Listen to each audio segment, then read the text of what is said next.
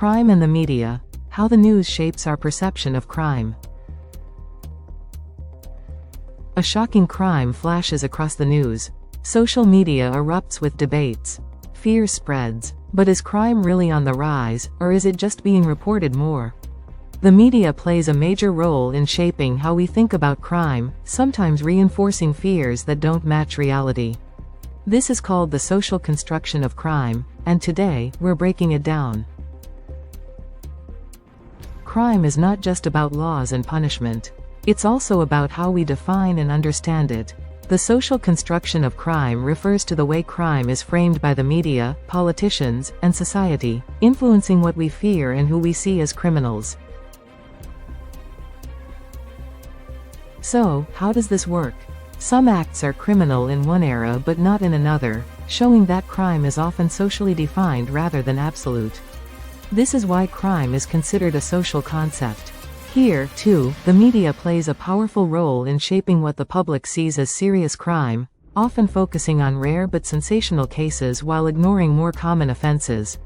Who gets labeled a criminal? Studies show that the media often portrays certain groups more negatively, influencing public opinion about who is dangerous and what crimes deserve the most punishment. Now we'll discuss how the media selects and frames crime. Not all crimes get media attention. The news cycle filters and frames crime based on what attracts viewers, not necessarily what's most common or dangerous. Some crimes are thought of as everyday while others are rare. Crimes like theft, vandalism, and minor assaults are so common they barely make the news, while others, like school shootings and serial murders, are extremely rare but dominate headlines. This shapes a perception that rare crimes are more common than they are.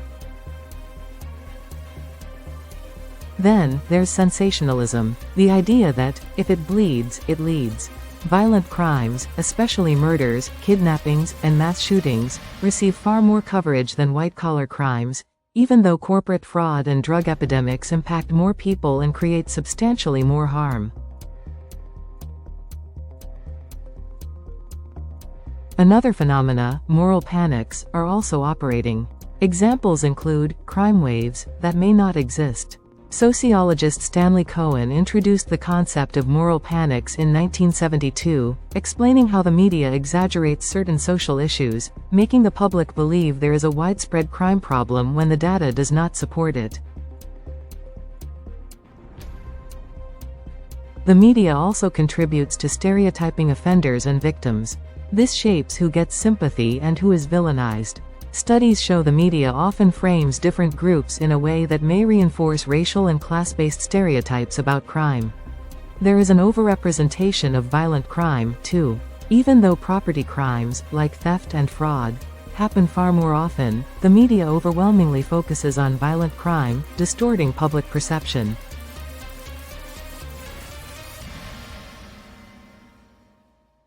So, how does crime coverage change public perception? Crime news doesn't just inform. It shapes fear, policy, and behavior. The more people are exposed to crime stories, the more they believe the world is dangerous. This plays out in several ways. The mean world syndrome, introduced by communications scholar George Gerbner in 1976, suggests that people who consume high amounts of crime-related media, as previously described, develop a distorted view of reality, believing the world is far more violent than it actually is. High-profile crimes lead to public pressure for tougher laws, even when evidence shows harsher sentences don't always reduce crime. This media-driven fear and a demand for harsher penalties is linked to over-policing of certain communities, disproportionately affecting minority and lower socioeconomic groups.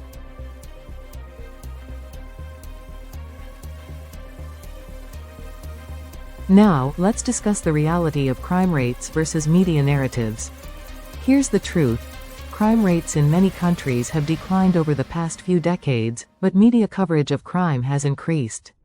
In the US, for example, the FBI's 2023 Crime in the Nation report shows that violent crime in the United States decreased by an estimated 3.0% in 2023 compared to 2022.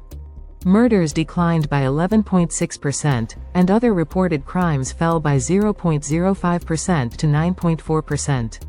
Yet, media coverage continues to fuel public fears of crime waves.